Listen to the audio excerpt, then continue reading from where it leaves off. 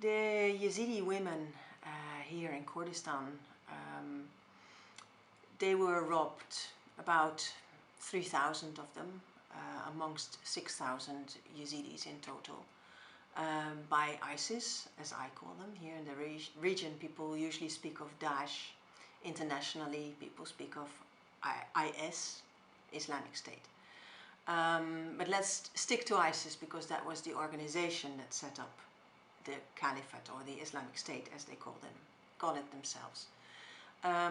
When they robbed Yazidis from Sinjar, the Iraqi province that is mainly Yazidi, in August 2014, they took the women separately to wedding halls, to big houses, which they had prepared. So this was a planned operation. They wanted those women mainly for their fighters, because when you are in a battle, and this is internationally known, fighters need sex. The sexual abuse gets to enormous proportions during aggressive periods, during war, also amongst people who flee, by the way. But for ISIS it was a policy to make sure that their fighters had a woman.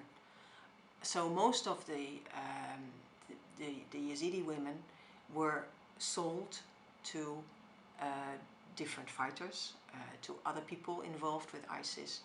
The youngest and the most beautiful ones, and of course the virgins, were given to the princes, the emirs inside ISIS, and the fighters were buying their own sex slave, but it was obvious that they were for sex, because ISIS has decided, and it's based that on a couple of obscure texts in the Quran and the Hadith, that the Yazidis are unbelievers, and because of the fact that they are unbelievers, you can do anything with them that you want.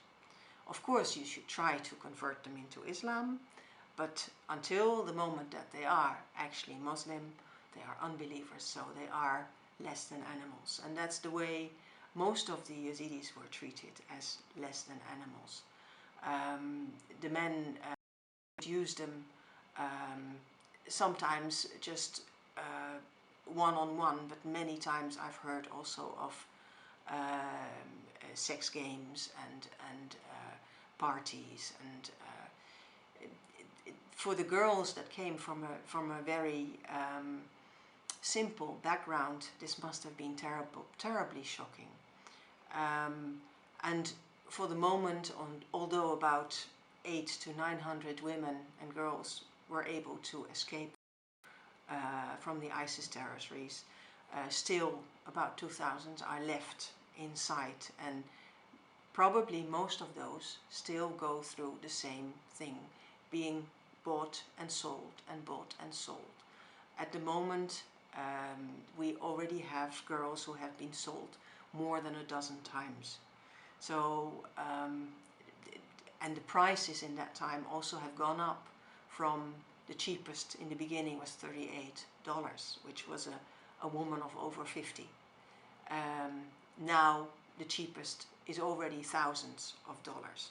So the prices have gone up, and families who have been able to buy their daughters free out of ISIS territory are paying as much as $30,000 per girl at the moment.